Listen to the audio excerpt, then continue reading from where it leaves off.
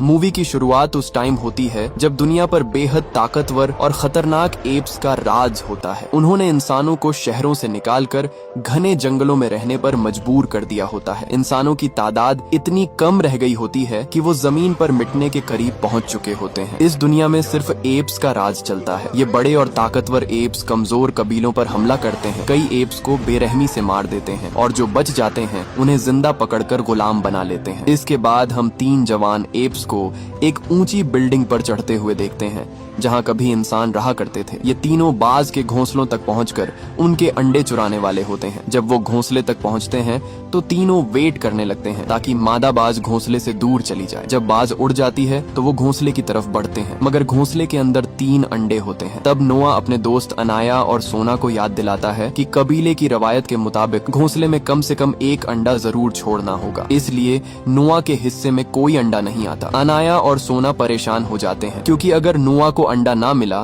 तो उनके कबीले वाले उसे नालायक और कमजोर समझेंगे। इस कबीले की रवायत के मुताबिक हर जवान एप को एक बाज पालना होता है। वो उसे बचपन से पालता है और फिर वो बाज सारी जिंदगी उसका वफादार साथी बन जाता है। इसी वजह से नोआ बहुत ज्यादा परेशान होता है। इसी दौरान नोआ की नजर एक और घोंसले पर पड़ती है जो बहुत ज्यादा बुलंदी पर होता है, लेकिन नोआ बुलंदी से बिल्कुल नहीं डरता क्योंकि उसे हर हाल में अंडा लाना होता है। वो जैसे तैसे करके उस घोंसले के करीब पहुंच जाता है, लेकिन जब वो अंडा उठाने लगता है अचानक बाज वापस आकर उस पर हमला कर देती है। अंडे के चक्कर में नोआ का पांव फिसल जाता है और वो तेजी से नीचे गिरने लगता है, लेकिन लास्ट सेकंड में वो एक शाख पकड़कर अपनी जान बचा लेता है। मौत के इतने करीब पहुंचने के बावजूद वो अंडा चुराकर बहुत ज्यादा खुश होता है। जब वो वापस अपने घोड़ों के पास आते हैं तो नोआ को पता चलता है कि उसके घोड़े पर रखी चादर गायब है। तभी वो पेड़ों के दरमियान एक अजीब चीज को भागते हुए देख लेते हैं। वो फौरन उसका पीछा करते हैं, लेकिन वो चीज एक सुरंग में घुसकर गायब हो जाती है और चादर वहीं छोड़ देती है। वो तीनों बहुत ज्यादा डर जाते हैं क्योंकि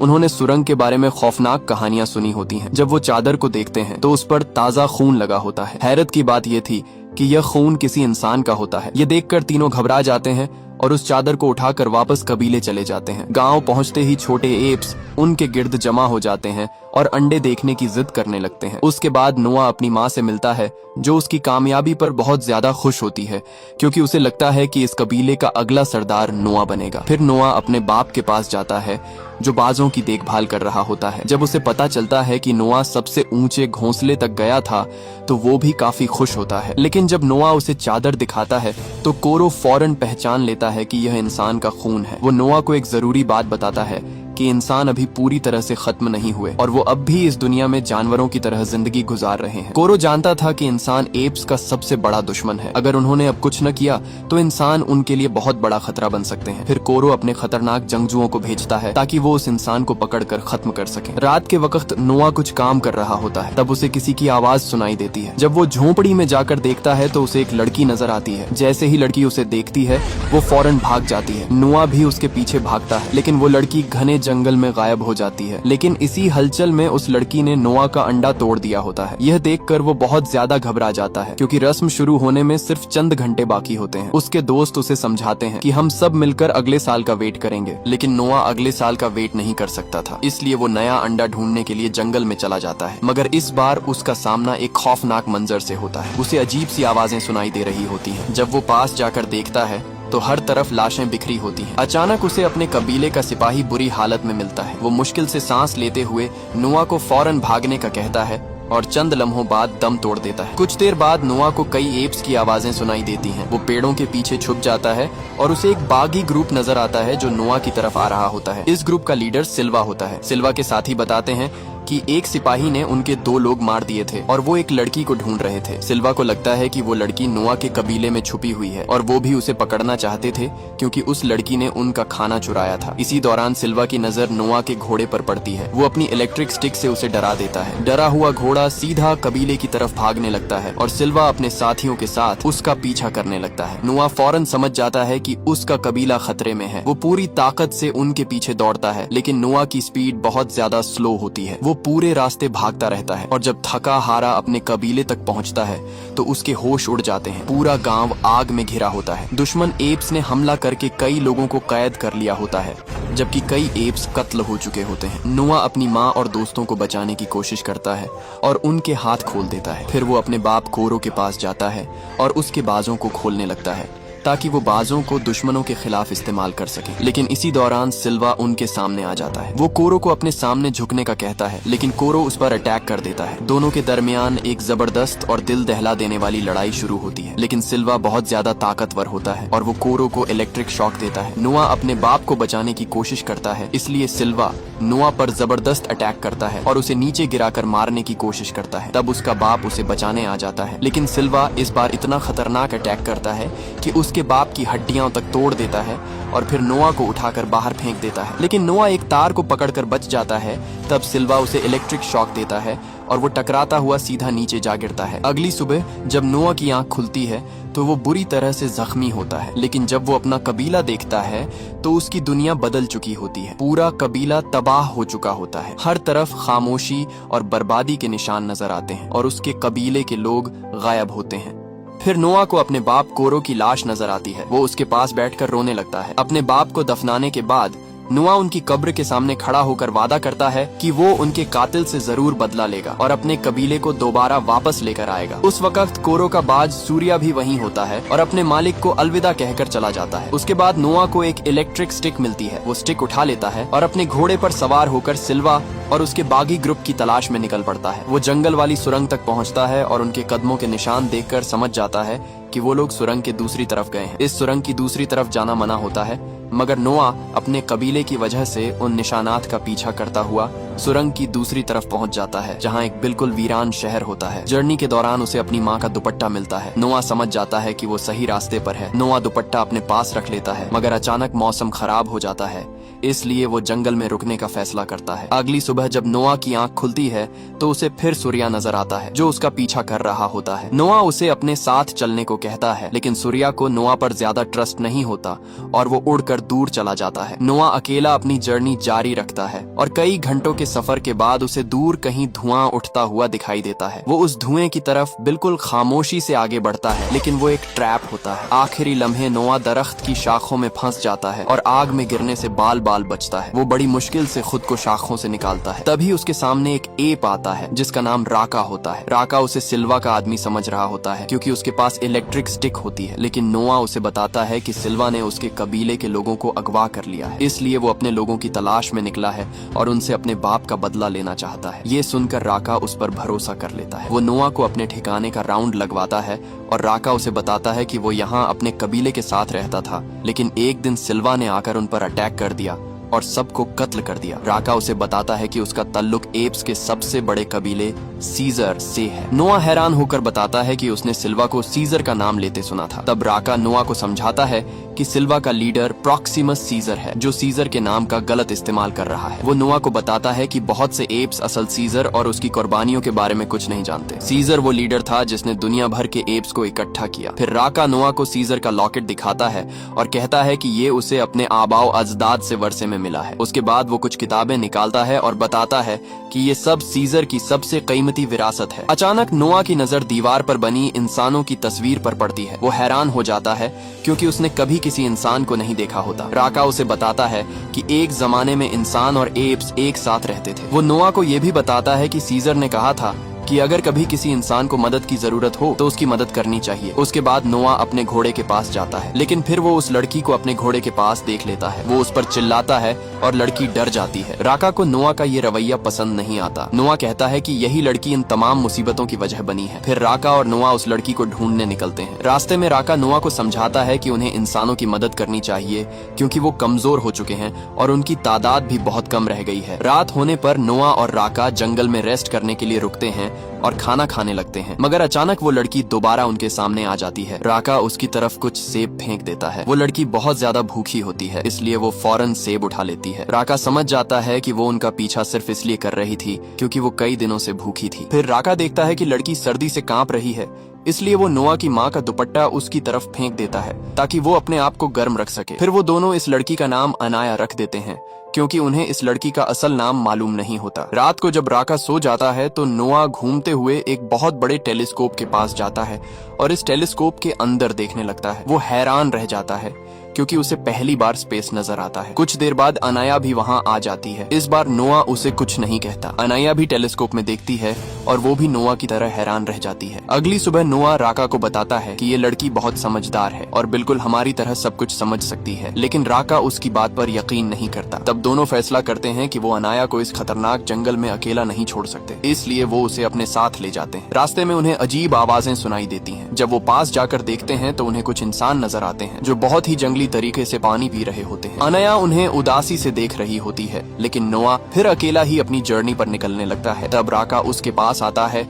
और उसे अलविदा करता है। वो उसे सीजर का लॉकेट दे देता है ताकि वो उसे याद रखे। ये मोमेंट दोनों के लिए बहुत ज्यादा इमोशनल होता है। राका फैसला करता है कि वो इंसानों के साथ रहकर उनकी मदद करेगा। नोआ अभी थोड़ा ही दूर गया होता है कि नदी के पास सिल्वा और उसके साथी आ जाते हैं और इंसानों पर फुल फ्लेज्ड अटैक कर देते हैं और उनका जानवरों की तरह शिकार करने लगते हैं। इसी हलचल में अनाया राका से बिछड़ जाती है और अपनी जान बचाने के लिए भागने लगती है। सिल्वा यहाँ पर सिर्फ अनाया को ढूंढने आया होता है। जैसे ही उन्हें अनाया नजर आती है वो सब उसका पीछा करने लगते हैं। अनाया खेतों में छुप जाती है और सिल्वा के आदमी उसे ढूंढने लगते हैं। दूर खड़ा नोआ ये सब देख रहा होता है और तेजी से अनाया की तरफ आता है। वो अनाया को जोर जोर से बुलाने लगता है। तब अनाया भी उसे जोर से पुकारती है, मगर इसी लम्हे सिल्वा भी फुल स्पीड से अनाया की तरफ आने लगता है। इससे पहले कि सिल्वा अनाया तक पहुंच पाता, नोआ उसे जल्दी से अपने घोड़े पर बिठा लेता है और सिल्वा को घोड़े से गिरा देता है। तब राका भी वहां आ जाता है और दोनों एप्स से लड़ते हुए वहां से भाग जाते हैं। जब वो सेफ जगह पर पहुंचते हैं तो नोआ राका को बताता है कि ये लड़की बोल सकती है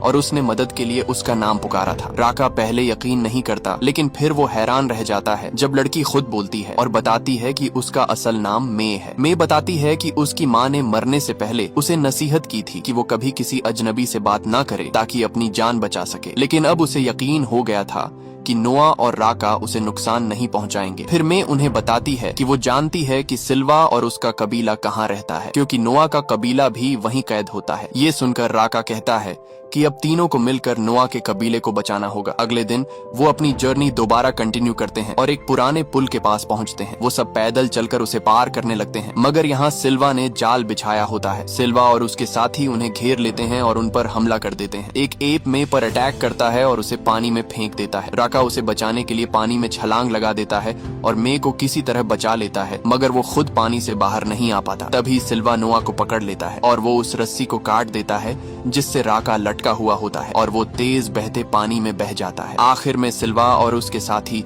नोआ और मे को कैद करके अपनी दुनिया में ले जाते हैं। यहाँ पर एप्स बड़े बड़े शिप्स में रहते हैं। जब एप्स नोआ और मे को शिप में ले जाते हैं तो सिल्वा मे को पकड़कर अलग कमरे में ले जाता है। वो ये देखकर हैरान रह जाती है कि पूरा कमरा किताबों से भरा हुआ है। तभी उसके सामने ट्रेवथन नाम का एक बूढ़ा आदमी आता है। वो अपना इंट्रोडक्शन करवाता है और बताता है कि वो एप्स के किंग प्रॉक्सिमस सीजर को पढ़ना लिखना सिखाता है और उसे रोमन हिस्ट्री बताता है ताकि वो समझ सके कि पूरी दुनिया पर कैसे रूल करना है। मे को ये बात पसंद नहीं आती और वो नाराज हो जाती है कि ट्रेवथन एप्स की मदद कर रहा है। दूसरी तरफ नोआ शिप से बाहर जाता है तो देखकर हैरान रह जाता है कि बहुत से एप्स समुद्र के पानी से बचने के लिए अपने कबीले के गिर्द एक बहुत बड़ा डैम बना रहे हैं ताकि पानी अंदर ना आए और उनका कबीला डूबने से महफूज रहे। तभी सोना नोआ को पहचान कर उसके पास आती है और उसे माँ के पास ले जाती है। वो दोनों एक दूसरे को गले लगा लेते हैं और एक दूसरे को देखकर बहुत खुश होते हैं। इसी दौरान जोर जोर से ड्रम बजने लगता है। कुछ देर बाद प्रॉक्सिमस की एंट्री होती है। प्रॉक्सिमस बहुत ज्यादा फुर्तीला और चालाक होता है। प्रॉक्सिमस सब एप्स के सामने खड़ा होकर इमोशनल स्पीच करता है और सबको जोश दिलाता है। इसके बाद वो बंकर की तरफ इशारा करता है और हुक्म देता है कि इस बहुत बड़े और मजबूत खजाने के दरवाजे को हर हाल में खोला जाए। इसके बाद वो जंजीरें डालकर इस दरवाजे को खोलने की कोशिश करते हैं और सिल्वा किसी एक्सप्लोसिव पाउडर से दरवाजे को आग लगा देता है। तब सभी एप्स पूरी ताकत से इस दरवाजे को खोलने की कोशिश करते हैं, लेकिन वो दरवाजा बहुत ज्यादा मजबूत होता है। मे ये सब देखकर परेशान हो जाती है। उसे पता चल जाता है कि ट्रेवथन ने ही प्रॉक्सिमस को इस बंकर के बारे में बताया था। वो उसे समझाती है कि इस बंकर के अंदर बहुत खतरनाक और बहुत सी एडवांस्ड टेक्नोलॉजी मौजूद है। अगर ये सब एप्स के हाथ लग जाए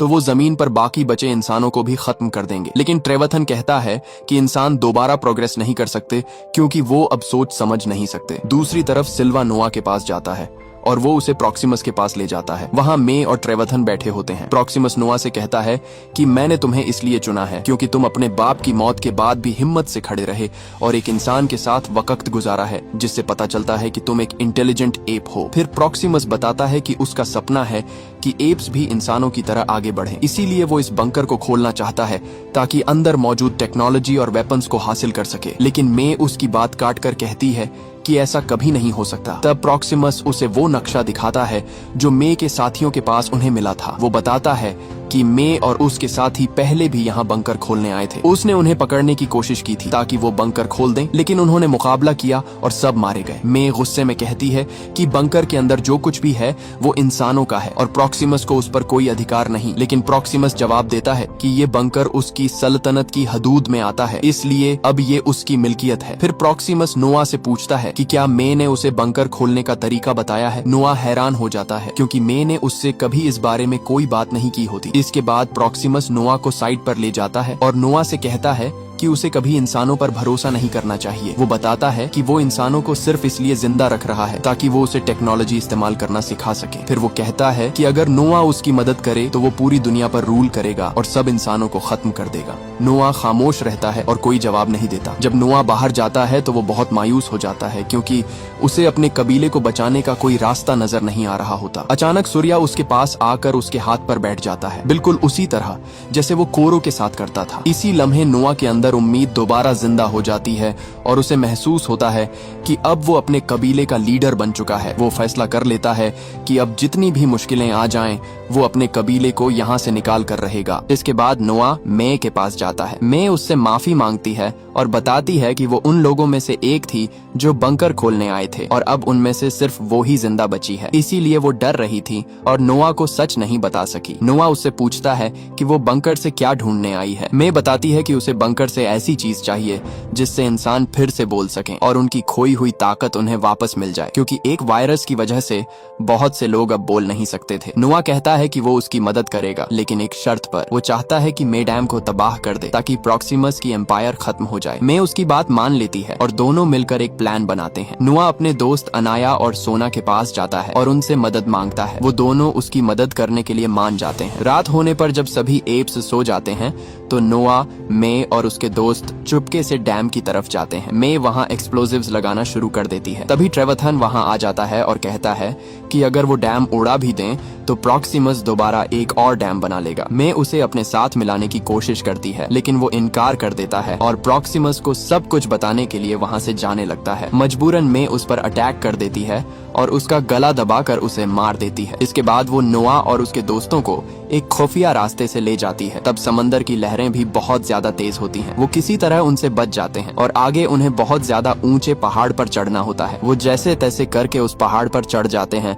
और बंकर की छत तक पहुंचने में कामयाब हो जाते हैं। वो सभी वेंटिलेशन शाफ्ट से नीचे जाते हैं। मे कंट्रोल रूम में जाकर बिजली चालू करती है, मगर तब बंकर के अंदर बहुत ज्यादा शोर भी होता है। मे नोआ और उसके दोस्तों को वहीं रुकने का कहती है। फिर वो कंट्रोल रूम में जाती है और उसे वहाँ पर कुछ गन्स भी मिलती हैं, मगर वो वहाँ से एक हार्ड ड्राइव ले लेती है जिसमें बहुत ज्यादा इंपॉर्टेंट डेटा होता है। दूसरी तरफ नोआ एक कमरे में जाता है जहाँ उन्हें बच्चों की कुछ किताबें मिलती हैं जिनमें एप्स को पिंजरों में कैद दिखाया गया होता है। ये देखकर नोआ बहुत ज्यादा इमोशनल हो जाता है और उसे लगने लगता है कि शायद प्रॉक्सिमस कुछ हद तक ठीक कह रहा था कि इंसानों पर भरोसा करना खतरनाक हो सकता है। इसी दौरान मे वापस आती है और नोआ को बताती है कि वो बंकर का दरवाजा खोलने वाली है। वो उससे कहती है कि वो अपना कबीला लेकर फौरन यहाँ से निकल जाए क्योंकि वो डैम को उड़ाकर पूरी जगह को पानी में डुबो देगी। फिर मे दरवाजा खोल देती है, मगर जैसे ही बंकर का दरवाजा खुलता है तो वो हैरान रह जाते हैं क्योंकि प्रॉक्सिमस पहले से ही बाहर उनका इंतजार कर रहा होता है। दरवाजा खुलते ही प्रॉक्सिमस बंकर के अंदर आता है और उसके अंदर मौजूद सब कुछ देखकर हैरान रह जाता है। वो नोआ पर इल्जाम लगाता है कि नोआ ने इंसानों पर भरोसा करके सबको धोखा दिया है। फिर वो नोआ को धमकी देता है कि वो सबके सामने सच बता दे कि वो दोनों मिलकर क्या प्लानिंग कर रहे थे। फिर उसका आदमी सोना को पकड़ लेता है, मगर मगर तब मे गन निकालकर उस एप को गोली मार देती है जिसने सोना को पकड़ा होता है। ये देखकर सारे एप्स, यहाँ तक कि प्रॉक्सिमस खुद भी डर जाता है। प्रॉक्सिमस मे से पूछता है कि क्या बंकर के अंदर ऐसे और भी हथियार पड़े हैं। तब मे डैम को उड़ाने वाली होती है। उसी लम्हे नोआ समझ जाता है कि मे डैम को उड़ाकर बंकर और उसमें मौजूद सारी चीजों को खत्म करना चाहती है ताकि प्रॉक्सिमस कभी उन्हें इंसानों के खिलाफ इस्तेमाल न कर सके। नोआ उसे रोकने की कोशिश करता है क्योंकि उसका पूरा कबीला वहाँ होता है और वो सब मर सकते थे, लेकिन मे उससे माफी मांगती है और भागकर बम को एक्टिव कर देती है। अचानक बहुत बड़ा धमाका होता है और डैम टूट जाता है। समंदर का पानी तेजी से बंकर और पूरे एरिया में घुसना शुरू कर देता है। नोआ जोर जोर से चिल्लाता है और सब एप्स को बंकर के अंदर जाने का कहता है। कई एप्स टाइम पर अंदर नहीं जा पाते और पानी में डूबकर मर जाते हैं। नोआ सबको बंकर की छत पर जाने का कहता है, इसलिए वो सब तेजी से ऊपर चढ़ने लगते हैं। नोआ के कबीले के कई लोग पानी में डूबकर मर चुके होते हैं। पानी तेजी से बंकर के अंदर भरने लगता है क्योंकि डैम पूरी तरह से तबाह हो चुका होता है। बंकर के अंदर जब नोआ सबको बचाने में लगा होता है, इसी दौरान सिल्वा उस पर हमला कर देता है और दोनों पानी में गिर जाते हैं। नोआ किसी तरह उससे बच निकलता है और दोनों के दरमियान एक चेस शुरू हो जाती है। सिल्वा काफी देर तक नोआ का पीछा करता रहता है। आखिरकार नोआ सिल्वा को जानबूझकर पाइप्स के करीब ले आता है। वहाँ सिल्वा अपने बड़े जिस्म की वजह से पाइप्स के दरमियान फंस जाता है और हिल भी नहीं पाता। पानी की सतह भी तेजी से बढ़ रही होती है। इस तरह सिल्वा पानी में डूबकर मर जाता है। उसके बाद नोआ थका हारा बंकर की छत तक पहुँच जाता है। वहाँ पर अभी भी कुछ एप्स जिंदा होते हैं, लेकिन अचानक प्रॉक्सिमस उसके सामने आ जाता है और फौरन नोआ पर हमला कर देता है। वो उसे बुरी तरह मारता है और कहता है कि इंसान दोबारा जमीन पर कब्जा कर लेंगे और एप्स फिर से उनके गुलाम बन जाएंगे। प्रॉक्सिमस गुस्से में कहता है कि वो कभी ऐसा नहीं होने देगा। वो अपनी दुनिया दोबारा बनाएगा और उसका बादशाह बनेगा। फिर वो नोआ को हुक्म देता है कि मरने से पहले वो अपने बादशाह के सामने घुटने टेक दे। वहाँ मौजूद एप्स नोआ की मदद नहीं कर पाते क्योंकि वो जानते होते हैं कि प्रॉक्सिमस उन सबसे ज्यादा ताकतवर है। नोआ अब बहुत ज्यादा कमजोर हो चुका होता है, मगर अचानक उसकी नजर आसमान में उड़ते हुए सूर्या पर पड़ती है। नोआ खड़ा होता है और एक खास अंदाज में आवाज निकालना शुरू करता है। प्रॉक्सिमस को लगता है कि नोआ डर के मारे एक्टिंग कर रहा है, मगर नोआ वो खास आवाज निकालता रहता है।